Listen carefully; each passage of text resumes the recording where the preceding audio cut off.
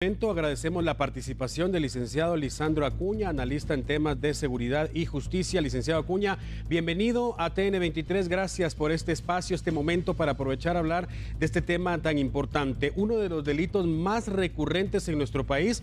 Prácticamente estamos hablando de 2 décadas de que empezamos a hablar de esto y pareciera que no hay un control, realmente no hay una solución a la vista. Por el contrario, sigue aumentando el número de personas que lamentablemente son víctimas de estos chantajistas. Por supuesto, es un tema recurrente y lamentable que ha afectado el vínculo familiar, la economía de los guatemaltecos. Alan, déjeme decirme que en plena pandemia, pues obviamente a principios del 2019, al 2020 vimos un descenso en el segundo semestre de las extorsiones, producto también de los estados de prevención que inició el gobierno del presidente Alejandro Yamatei y de todas las medidas que se pusieron para contener, en este caso, la pandemia del COVID-19.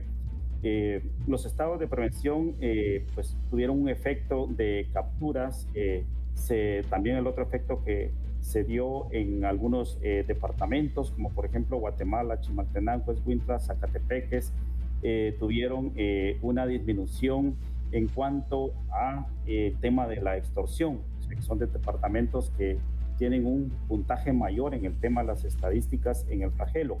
Pero obviamente las capturas, sabemos a dónde van estas personas y lo que estamos viendo a partir del 2020-2021 es el reflejo de la reorganización que han tenido las pandillas en cuanto a que van a un sistema penitenciario con el 342% de hacinamiento y que sabemos que el 70-80% de las extorsiones se planifican desde los centros carcelarios del país. Entonces es importante retomar el tema del sistema penitenciario, licenciado Alan, porque obviamente vemos que el principal mayor y el principal problema se está generando desde los centros carcelarios donde se planifican las extorsiones y los sicariatos. Entonces, aunado a ello, también es importante trabajar en el tema de la juventud. Es preocupante ver las estadísticas de los jóvenes que se están graduando y que obviamente no tienen oportunidades de un empleo digno y que se dedican, pues, de alguna manera a la economía informal. Son un blanco, pues, prácticamente del crimen organizado para poder ser cooptados, principalmente los jóvenes, porque obviamente ellos son inimputables constitucionalmente. ¿Qué quiere decir esto? Que son juzgados en caso de delitos por una justicia especializada que no va más allá de aplicar 6 años de prisión a un menor de 14 años que obviamente haya cometido, por ejemplo, un asesinato. Licenciado Acuña, menciona usted datos muy importantes. En el caso de la pandemia y las acciones que tomó el gobierno, había que hacerlo. Y evidentemente nadie sabía que iba a venir la pandemia. No teníamos ningún gobierno, ningún país, un plan para cómo atender la emergencia. Se tomaron las acciones que se tenían que tomar en su momento y eso trajo como consecuencia la disminución de extorsiones, la disminución de asesinatos. La mayoría del tiempo las personas estábamos encerradas, al menos la mayoría de personas. Otros podíamos continuar trabajando dependiendo de la profesión que ejerzamos. Pero como país, como gobierno, pensamos únicamente en eso. Pero ¿qué iba a pasar después? ¿Qué es lo que está pasando ahora? Porque nos guste o no aceptarlo, hay familias enteras, hay núcleos familiares enteros que ya saben y tienen conocimiento que ellos viven de las extorsiones. Lo sabe papá, lo sabe mamá, lo sabe incluso los hijos. Y todo eso disminuyó durante los primeros meses de la pandemia. Cuando empezaron a liberar una vez más, es evidente que iba a haber un repunte, pero pareciera que no nos preparamos entonces para ese repunte que estamos viviendo ahora. Bueno, en el tema de las pandemias hay una línea directa que es la represión al flagelo.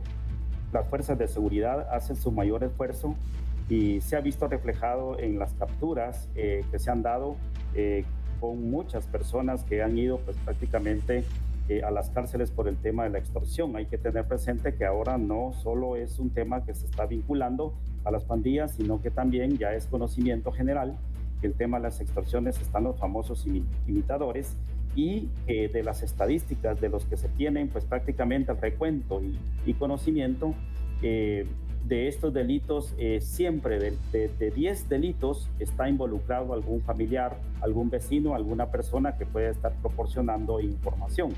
Y esto, creo, el licenciado, que la población en sí, el ciudadano, debe de confiar en las fuerzas de seguridad, y la denuncia es fundamental. Existen los mecanismos de denuncia anónima y voy a mencionar algunos. Por ejemplo, está el número 1561, donde se puede presentar cualquier tipo de denuncia, especialmente el tema de la extorsión. Está el número 1574, que se presenta la denuncia de forma anónima al Ministerio Público. Y también, pues obviamente existen otros mecanismos como es yo no pago, yo denuncio, o por ejemplo, también pregúntaselo a Waldemar. Son mecanismos que se han generado para que la población también pueda denunciar y no proporcionar datos que lo puedan comprometer. Porque uno de los principales problemas es que en el tema de la denuncia muchas veces se accede al pago porque se tiene miedo de las represalias que se puedan obtener. Pero yo creo que es un tema fundamental, la denuncia, que las fuerzas de seguridad pues también hagan su mayor esfuerzo en el tema de la investigación en conjunto con el Ministerio Público, Policía Nacional Civil, pero también hay que tener presente, licenciado Alan, que se tiene que trabajar en el tema de la prevención del delito, y era a lo que me refería. O sea, el Estado debe de generar las fuentes de oportunidad, y al decir el Estado lo conformamos todos los sectores de la sociedad, de la población, principalmente el sector empresarial, que es el que puede generar en este caso oportunidades de desarrollo. No es posible que una persona, que un joven que se está graduando, se le pidan 5 años de experiencia para adquirir un trabajo. La pregunta es, ¿nacemos aprendiendo? Todo lo vamos aprendiendo, y es parte de darle oportunidad a la juventud para que pueda desenvolverse y desarrollarse en un trabajo y pueda ser útil a la sociedad. El estigma social también es otro de los grandes problemas que afrontamos como población guatemalteca, como ciudadanía, en cuanto a qué se hace con aquellas personas que han infringido la ley y que obviamente cumplen su condena o tienen la oportunidad de rehabilitación y salen a la sociedad. Se les cierran todas las puertas para poder desenvolverse y desarrollarse en un trabajo digno. Creo que esos son temas de fondo que se tienen que tomar desde un punto de vista, deben de abordarse como país y generar pues prácticamente esas fuentes de empleo hacia la población guatemalteca. Trabajar en la juventud, trabajar en la niñez es fundamental para que no se siga involucrando y no se sigan siendo cooptados por el crimen organizado, y que prácticamente, pues obviamente las estadísticas, como usted lo indicaba, a finales de este mes se están incrementando porque viene el pago del aguinaldo y vienen bonos extras. Hay comercios, hay comerciantes, hay empresas que son extorsionadas a la vez hasta por 4 organizaciones, y el pago a veces es pues prácticamente imposible de poder cumplirlo. El tema de la pandemia ha generado otro efecto también, que ha sido la acumulación, porque no hubo tregua. En el tema de la pandemia no hubo tregua para el cobro de las extorsiones. Entonces esa acumulación también ha dado motivo a que prácticamente también los índices de criminalidad, de homicidios en el país se vayan incrementando, porque los guatemaltecos ya no pueden hacer efectivo, pues obviamente ese cobro ilegal que se da por esas estructuras.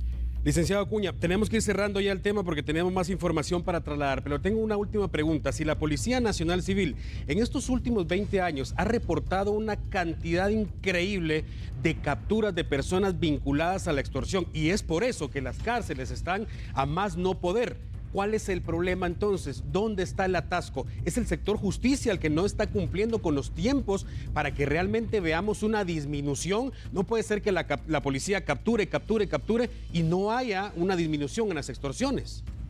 Sí, prácticamente hay una mora por ejemplo, en el Ministerio Público de más de 1.200.000 expedientes que están en mora para poder tramitarlos. También hay mecanismos que tienen que ser revisados en el sector justicia, por ejemplo, el amparo, que todo es objeto de amparo, y a veces son los amparos que no se sustentan legalmente para poder tener una justicia más más que nos proporcione de alguna manera agilidad en los procedimientos. Entonces, hay una serie de aristas que se tienen que ver en el sector justicia, pero también de alguna manera estos procedimientos, como son el tema de la extorsión, que es un tema a nivel país que afecta a los diferentes extractos de la población guatemalteca, sí debe tener una agilidad en cuanto a la resolución, ya sea en los tribunales de justicia de estos casos, darle prioridad pues prácticamente a estos casos. El sistema penitenciario que necesita una reorganización y una refundación, hay propuestas que se han trabajado con diferentes sectores de la sociedad guatemalteca, entonces también es oportuno que se empiece a analizar esas propuestas y que se empiecen a canalizar el presupuesto para que de alguna manera se pueda cumplir con las políticas que se han creado para el tema de la prevención del delito, pero también para tener un sistema penitenciario que se pueda ampliar en su cobertura, que las políticas internas de rehabilitación y de reinserción social vayan funcionando y aunado al tema de la prevención, que es trabajar en la juventud, en sus fuentes de desarrollo. Yo creo que esos temas son principales para que en el mediano y largo plazo pues prácticamente se vaya viendo el resultado, licenciado Alan. Licenciado Lisandro Acuña, gracias por atender el llamado de TN23.